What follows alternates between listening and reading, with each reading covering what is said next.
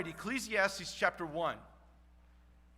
I've been sitting on the edge, waiting to be able to preach this message. This is a great, great text this morning. But you're going to have to kind of buckle your seatbelt because we're going to fly through a lot of material. This is rich. It's filled with some wonderful things. All right, Ecclesiastes, we've studied so far down to verse 11. So let's begin in verse 12, and we'll go all the way through the second chapter. All right, are you ready for this? Let's go. I, the preacher, have been king over Israel and Jerusalem, and I applied my heart to seek and to search out wisdom, all that is done under heaven. It is an unhappy business that God has given to the children of man to be busy with. I have seen everything that is done under the sun, and behold, all is vanity and striving after the wind. What is crooked cannot be made straight, and what is lacking cannot be counted. I said in my heart, I've acquired great wisdom, surpassing all who were over Jerusalem before me, and my heart has had great experience of wisdom and knowledge. And I applied my heart to know wisdom and to know madness and folly. And I perceived that this is but a striving after wind. For in much wisdom is much vexation, and he who increases knowledge increases sorrow. I said in my heart, come now, I will test you with pleasure. Enjoy yourself. But behold, this also was vanity. I said of laughter, it is mad, and of pleasure, what use is it? I searched with my heart how to cheer my body with wine, my heart still guiding me with wisdom, and how to lay hold on folly, till I might see what was good for the children of men to do under heaven during the days of their life. I made great works. I built houses, planted vineyards for myself. I made myself gardens and parks and planted them in all kinds of fruit trees. I made myself pools from which to water the forest of growing trees. I bought male and female slaves and had slaves who were born in my house. I had also great possessions of herds and flocks, more than any who had been before me in Jerusalem. I also gathered for myself silver and gold, and the treasure of kings and provinces. I got singers, both men and women, and many concubines, the delight of the children of man. So I became great and surpassed all who were before me in Jerusalem. Also my wisdom remained with me, and whatever my eyes desired, I did not keep from them.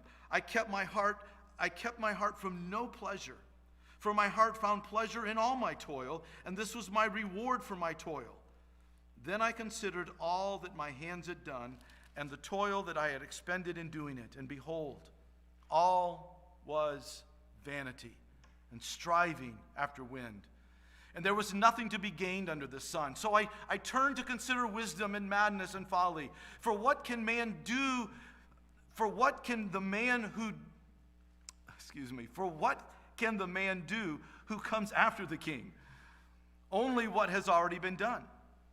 And then I saw that there is much more gain in wisdom than in folly, and there is more gain in light than in darkness. The wise person has the eyes in his head, and the fool walks in darkness. And yet I perceive that the same event happens to all of them. Then I said in my heart, what happens to the fool will happen to me also. Why then have I been so very wise? And I said in my heart that this also is vanity.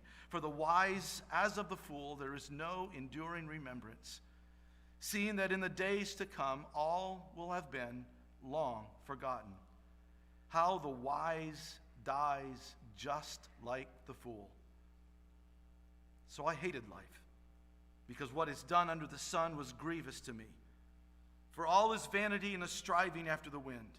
I hated all my toil in which I toil under the sun, seeing that I must leave it to the man who will come after me, and who knows whether he will be wise or a fool. Yet he will be master of all for which I toiled, and used my wisdom under the sun. This also is vanity. So I turned about and gave my heart up to despair over all the toil of my labors under the sun. Because sometimes a person who has toiled with wisdom and knowledge and skill must leave everything to be enjoyed by someone who did not toil for it. This also is vanity and a great evil. What has a man from all the toil and striving of heart which he toils beneath the sun? For all his days are full of sorrow, and his work is a vexation. Even in the night his heart does not rest. This also is vanity. There is nothing better for a person than he should eat and drink and find enjoyment in his toil. This also I saw is from the hand of God. For apart from him, who can eat or who can have enjoyment? For to the one who pleases him, God has given wisdom and knowledge and joy. But to the sinner he has given the business of gathering and collecting, only to give to the one who pleases God. This also is vanity and a striving after wind. This is God's word. It's his inerrant word, and it's an important word for us to hear this morning. One of the things of growing frustration in life, growing old in particular, is constantly not being able to find things. So I wonder how many of you know this sound. Do you know that sound? That's a sound that happens quite often at our house. It's somewhat a familiar sound. We cannot find our phone. I have mine here. And so Apple puts into the mechanics of a phone an ability to search for what we've lost. And one of us, perhaps once a day maybe, looking for our phone. That's what we hear. Perhaps the biggest reality of the fall and all of its devastating consequences is the loss of life as God ordered and designed it to be. We've lost it. But people search for it diligently. They look long and hard for it. In the introduction to his book, Solomon outlined for us the result of the curse of God in his own world. His propositional statement is very familiar to all of us. Vanity of vanities, all is vanity. We learned that the vanity word here literally means vapor. It's the word chabel, smoke or mist. And what it's talking about here is you can't grab life. You can't control it. And you can't leverage it to gain some sort of control over life. And for some of us, it really is a frustration. Some of you, it makes you really angry. Our labor and our toil do not raise us to such a level that we gain then the right to control and manipulate people around us, manipulate our world, just because we work hard in life. This idea of vapor describes all of our activities, our pursuits, our entertainment, our pleasure, our material possessions, our wealth, our degrees and knowledge, or anything we do in our lives that we think that we are really contributing to. Ultimately, it is not as big a deal as we think it is.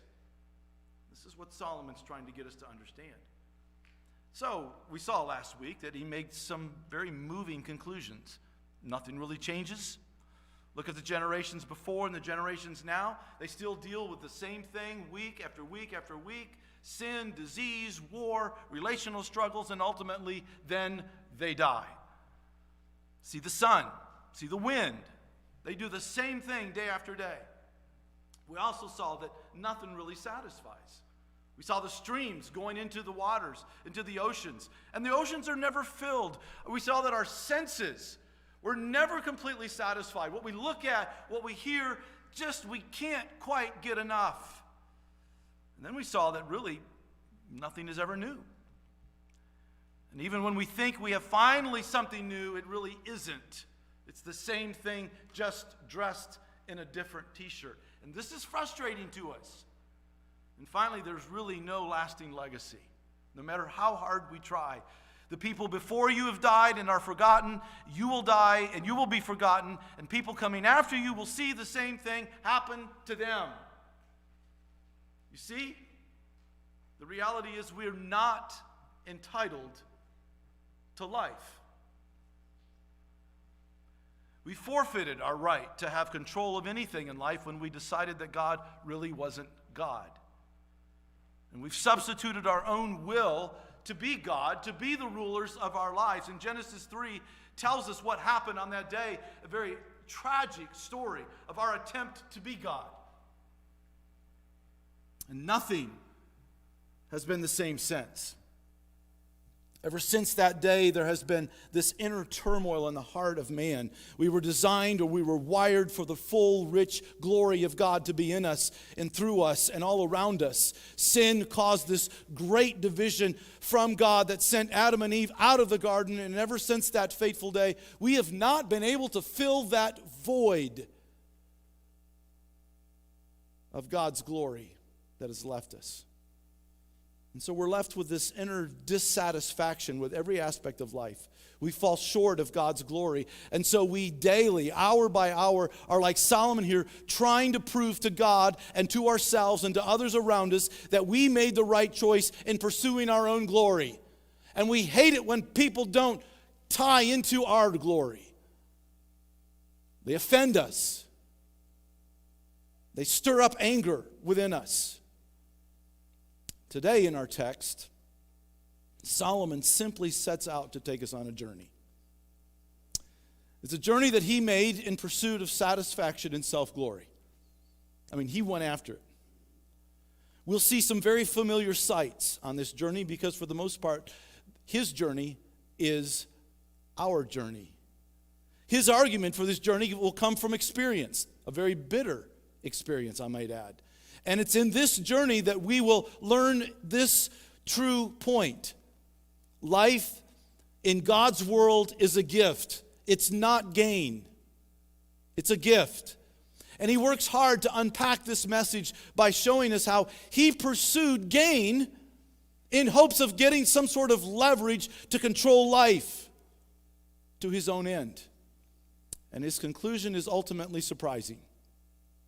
You'll be surprised at where this ends today. The gift of life from God doesn't change the vapor-like emptiness in this world. But it makes the vapor we do face enjoyable. There's great tension here, and I want you to see it. We'll visit wisdom. We'll visit this place called pleasure. We'll visit this place called possessions. And these are all places that we all visit in life. And we often use them to insulate ourselves from reality. And then we will learn the one thing in life that changes everything. It alters everything. All right, so let's look. Let's go first place. Let's stop at this place called wisdom. We see this in chapter 1, verses 12 through 18. It's the first stop on his tour. He says, I'm going to go on this visit. Wisdom is this great gift that God gave to him as a very young king. We read about it in 1 Kings 3, chapter 3 and chapter 4. And this passage in 1 Kings tells us that there was no man ever as wise as Solomon. So it's no surprise then that it is our first stop. That's the first place that he goes. He goes where he knows he will find help to maneuver through this life that he says is under the sun. It's here on earth. It's something that we all deal with. He studies hard and he throws himself to gain wisdom and knowledge in order to find gain, in order to find leverage, in order to find some sort of satisfaction to that inner gnawing that tore him up on the inside. And you see this. Look at verse 12 with me. Notice what he says here. I, the preacher, have been king over Israel and Jerusalem, and I applied my heart to seek and to search out by wisdom all that is done. So this was intentional. He goes after it all. And he learns from the best. He understands that he doesn't know everything, and so he applies his heart. He learns to study. He learns to seek. He learns to search for the end of wisdom. So he studies the opposites of sanity and wisdom, madness and folly. And he searches them to see what light they would shed on his soul. And in verse 13, he concludes, it's an unhappy business. It automatically wasn't what he thought it would be. As he began to look at wisdom and how it played out, it brought him into some very difficult scenarios. And he tries to find this satisfaction by pursuing wisdom and knowledge. But notice, it is what God has given to the sons of Adam. That's how it is in verse 13. Do you see that? He says this, it's an unhappy business that God has given literally to the sons of Adam. In other words, to all men from Adam. Notice the lengths that he will go to diligently search this out. He felt like he had seen everything under the sun. Man, he looked at everything. Any experience he could find. He had the wealth. He could purchase things. He could go after it. He had all kinds of possessions that allowed him to search this out. He applied his heart, and he did so with discipline. He did so with diligence to search this out until he felt like he had seen everything under the sun. That's an amazing statement. Have you seen everything under the sun?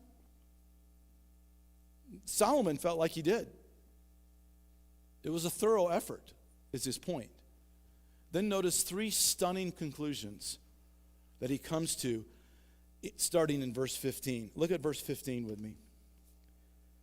What is crooked cannot be made straight. This is a little saying, probably some poem that is something that everyone would have been familiar with. And the idea here is that not everything is fixable. What is crooked can't be made straight. No matter how much he studied, no matter how much he sought to grab hold of answers, there were still things that couldn't be figured out. You ever felt like that in life? I should be able to figure this out. This shouldn't keep happening to me. Why is this continuing to happen to me? Things don't always make sense. There weren't always satisfying answers to his questions. And not everything had an answer that would solve things for him. And this was very unsettling to him. We think if we get wisdom, it will suffice. It will give us all that we need. It will fill that void. It will fix things, right? No. Some things are just crooked. They won't be made straight. They'll never get straightened out this side of eternity. Then he goes on to say, not everything is complete. What is lacking cannot be numbered. You know this. There's something always missing, isn't there? You like something, but it's just something's missing here. There's always a void. There's always a glitch, an anomaly, a hitch, a hiccup, whatever you want to call it. There's always a malfunction in the reasoning or the philosophy or the truth taught. Something always goes wrong. And if I don't have the pieces, I can't figure it out. And I don't have all the pieces. Ever tried a Lego set? Or you ever put something together from IKEA? And you come down to the end and you have one thing sitting there and you're going like, ow. Ugh. Or you come to the end and you can't find that one thing. It's like a jigsaw puzzle. One piece is missing. You've done all the work of putting it together, but that piece is missing. And when you look at that jigsaw puzzle, what is your eye drawn to? That spot that piece is missing. It's frustrating, isn't it? You know this to be true. Things haven't gone the way you thought they would be, and it's so frustrating to you that what is lacking cannot be counted. Thirdly, even wisdom has its limits. The more the preacher understood life under the sun, the greater his despair. And you can see this kind of growing. You'll see this as we go through the entire book. There's this growing. He said in verse 16, I've acquired great wisdom, surpassing all who were in Jerusalem before me, and my heart has had great experience of wisdom and knowledge. If he'd have stopped right there, we'd have thought, oh, great. But instead, he doesn't. And I applied my heart to know wisdom, to know madness and folly. I perceive that this is also but a striving after the wind. No, Solomon, it's wisdom you're dealing with. Dude, you have it. Figure it out. Get it right. And what he actually says here is the more he learned, the more he realized that he didn't know things. I have to be honest with you, I've been studying a lot, going through this doctorate program, and I'm so glad that you guys have allowed me to do this. But one of the things that it has done to my soul is there's just this mound of knowledge out there that I just don't know. And they kind of chuckle when you say that, like, yeah, that's kind of what it does. The more you get in, the more you read, the more you realize you don't. There's a lot that you just don't know. But that's not how we normally think, is it? We normally think by the time I get to 62, age 62, I need to have a good knowledge about stuff. And some of you are in your 70s and your 80s, and you think, no, I know a lot. And then God brings something into your heart, into your life, and you realize, I don't know anything. You see, learning often pits what you know against what someone else knows, and it can bring a lot of despair, especially if they're the teacher. I just talked with my advisor, and he's just like throwing out these things left and right. I'm going like, whoa, I don't know what you're saying. And I got to do, and I don't know what you're saying, I got to do that. But verse 17 gives us a glimpse of how the study panned out. He says it's a striving after the wind. This is something you'll see many, many times. The word here for striving is the word herd. Not H-E-A-R-D, but H-E-R-D. It's how one moves sheep or cattle around. They are herded around. So you get the picture. The picture is kind of this surreal moment. Here you are trying to herd the wind. It's like going out there and going, oh, whoa, wait, whoa, don't blow here, blow here. You know, that's silly, you can't do that. But that's what we try to do. It's herding the wind. You're trying to put the wind where you want it to go. You think it will fix things. It will provide all you need to know to bring peace to your heart and to your soul. It'll order your world, but it doesn't do it. This picture is often found in seeking theological wisdom as well. We have all kinds of books. We have all kinds of studies.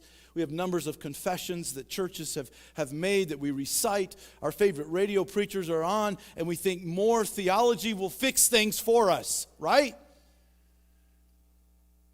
It will fill in the blanks and fill my box-driven view of God. Yet sin still exists, doesn't it? We still have to go through with church discipline. It doesn't answer the problems. We have children that leave the church by the droves. We have people that get angry at you. Wisdom, you see, is not the end for this world. It's a means to an end. Wisdom itself is not the final stop. And it wasn't his final stop. But he did conclude, it's a striving after the wind.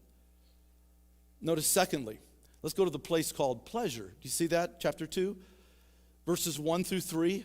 He says, after visiting wisdom for life and seeing the hopelessness of it, he pivots, as it were, into a different direction. And you can see this. I said in my heart, he begins to talk to himself. And it becomes first person. I'm doing this. Come now, I will test with pleasure. Let's try this. This looks fun. Studying is not so fun, and it doesn't do what it says it'll do. It doesn't pay as it advertised, so let's try this. Let's hit the town. Let's buy a ticket for some entertainment, and let's laugh. I think laughter's great. Let's binge on Netflix. Let's put in front of our senses great videos and games that will take us to another reality. Let's create a metaverse where we can control our own world. And if that doesn't do it, let's feel in our bodies the intoxication of my senses by giving ourselves to wine. I mean, let's just live to ourselves, the finest of wines, and let's sit outside in the sun and savor every glass of wine. But notice verse 3. For Solomon, it wasn't unbridled frivolity. Look at verse 3 with me. Notice what he says. I searched with my heart how to cheer my body with wine, my heart still guiding me with wisdom. So he didn't lose his senses here. He didn't go berserk. He said wisdom still played a part. So this was intentional. He didn't lose his senses. There's this intentionality, and he's pursuing, is there something in the world that can truly satisfy the heart of a human being? Please, God, isn't there something that will bring this satisfaction? And there's no end to his ability to give himself to this pleasure. I mean, he tried everything while thinking that pleasure would satisfy. Notice he concluded, laughter is madness.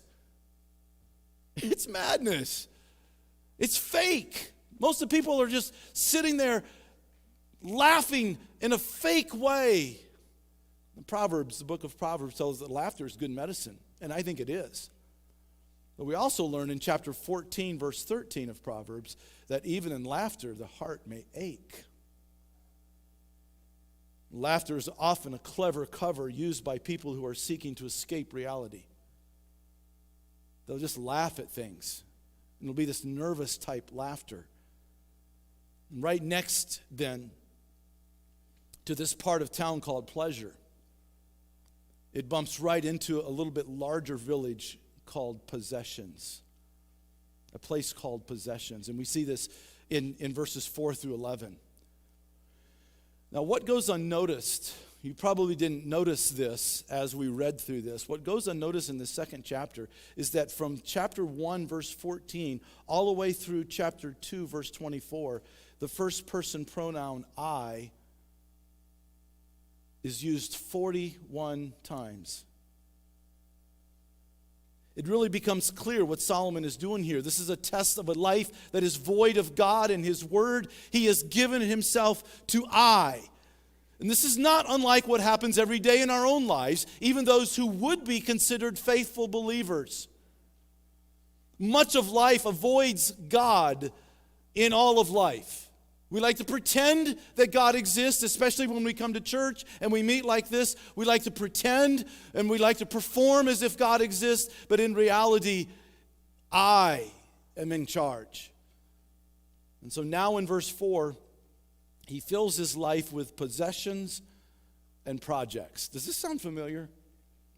Great works, he says, were all the things that he possessed. And he names them: houses, vineyards, gardens, parks, all kinds of fruit trees, and irrigation for his yards that would cause his possessions to stand out against all others, especially in the desert climate around Jerusalem. So man, his looked really nice. And notice verse 7, he owned people. He owned flocks of all kinds of animals, and more than anyone else before him in Jerusalem. So this was quite a statement. Verse 8, he possessed great wealth, much silver and gold, treasure that he got from other kings and provinces. He owned musicians. He didn't have XM radio. He didn't have Spotify. He actually owned the musicians. And they came to work. And every day they were playing something for him, whether he listened to it or not. He had the best music, had the greatest sound systems. There were no doubt operas, there were no doubt plays, and then you couple with all that, there were all kinds of women for his pleasure. And managing all of this would have been a nightmare.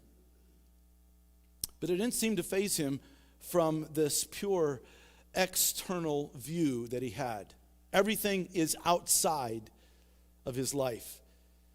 Could it be that this is where happiness lives? Discipline, goals, finances, building, farming, landscaping, concerts, activities after late night concerts all became ways to feed his own lust. And he gave himself to responsibility. He gave himself to prestige, to nobility, power, endless money, sex, and celebrities. He had it all. I mean, this is the stuff of secret dreams. This is true fame and fortune. And it came from every corner of the earth. And how is it all summed up? What is the end of this endless cycle of things, of pressure, management, supreme discipline of mind and body? Look with me in verse 11. Then I considered all that my hands had done, and the toil that I expended in doing it. And behold, all was Habal, hurting of the wind. There was nothing to be gained. I couldn't control one part of it. I couldn't leverage anything by it. Isn't it amazing how often we fall for this kind of thinking in our own hearts?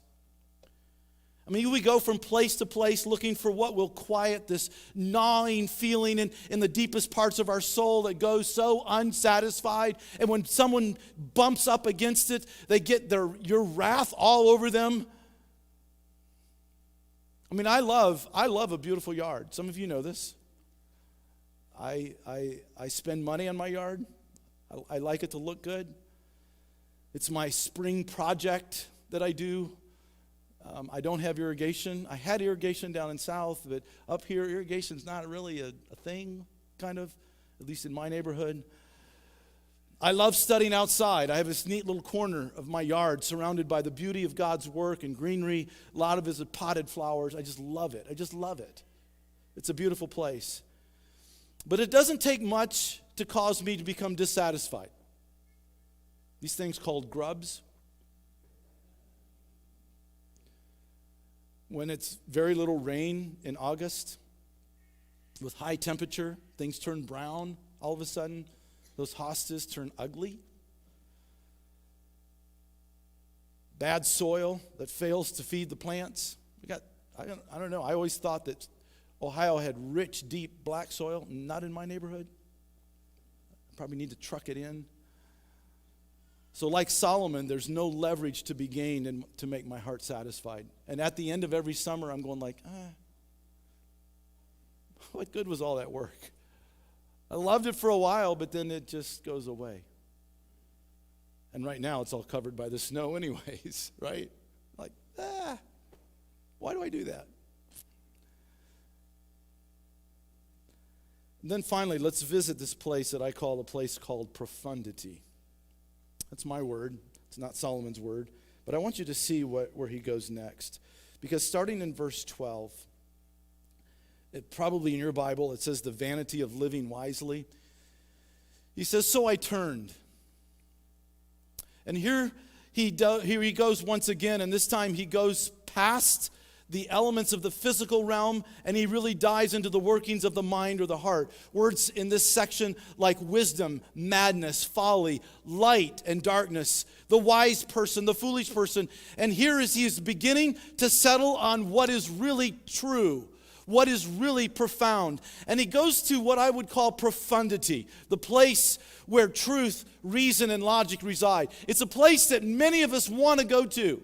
And we think we go there, but it is our own created profundity that we're after. Here, he realizes that he can't afford to go to his own place. What is true or what is profound is that his satisfaction cannot be in the physical world. It's not in physical things. So he goes to what is going on to his heart, the center of his mind, his will, and emotions. And he begins to realize that there are things in this world that are better than other things and have greater effect in your life. He says, wisdom is better than folly. Light is better than darkness. The wise, the wise see, but the fool is blind, in verse 14. And then it hits him. And it's almost like it's a ton of bricks that hits him. And he goes, there is one thing, though, that changes absolutely everything in life. There is something that happens no matter who it is, no matter how wise a person is, or how foolish a person is, how wealthy they are, how many things they have, and how many things that they do. And he says, this is profound. Look at verse 16. This is profound. For if the wise is of the fool, there is no enduring remembrance, seeing that in the days to come all will have been long forgotten, how the wise dies just like the fool. So he says, so I hated life. The wise die just like the fool. Death is a game changer. The same shaped box that carries the lifeless body to the graveyard of a wise man is the same shaped box that carries the lifeless body to the graveyard of a foolish man. Death levels the playing field for everybody. Death stalks everyone. Do what you will with your lives and do it differently, but in time we will all succumb to death. Here he takes us back to Eden, the Garden of Eden. And in Eden, God said to Adam and Eve, "The day you eat of this tree, you shall surely die." Sin brings certain unavoidable death.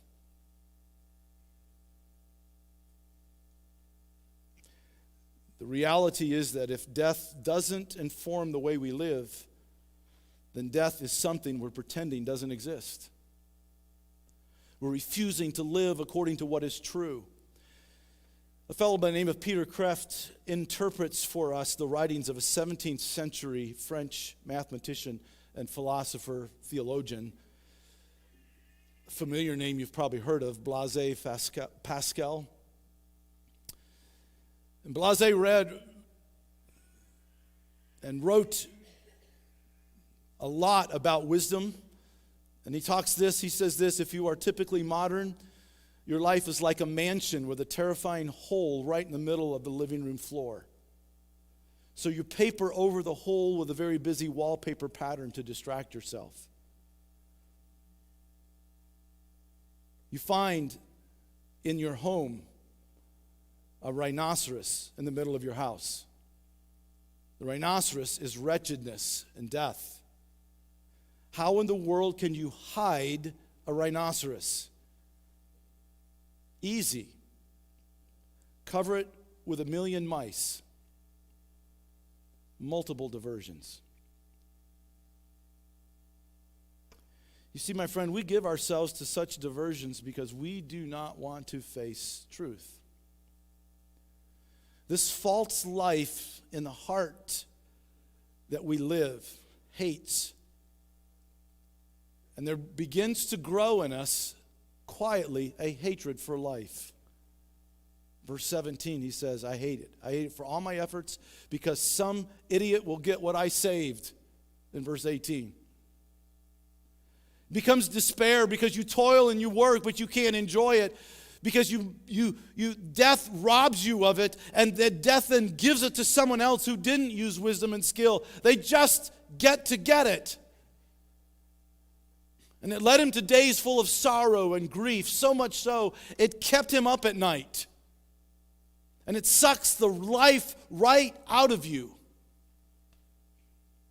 In fact, Pascal goes on to write, quote, the sole cause of man's unhappiness is that he does not know how to stay quietly in his room.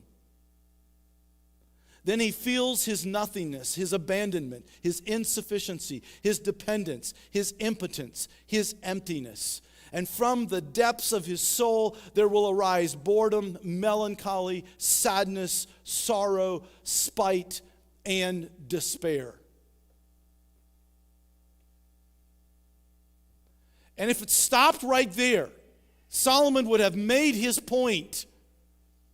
But that, my friend, is not the end for the person who believes in the true God. And in verses 24 through 26, there's a small ray of light that begins to be seen. Look with me at the conclusion of this text, beginning in verse 24. He says this.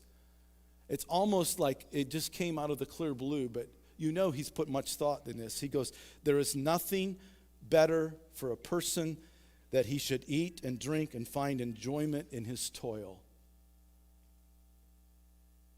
You go, wait a minute, Solomon. Wait.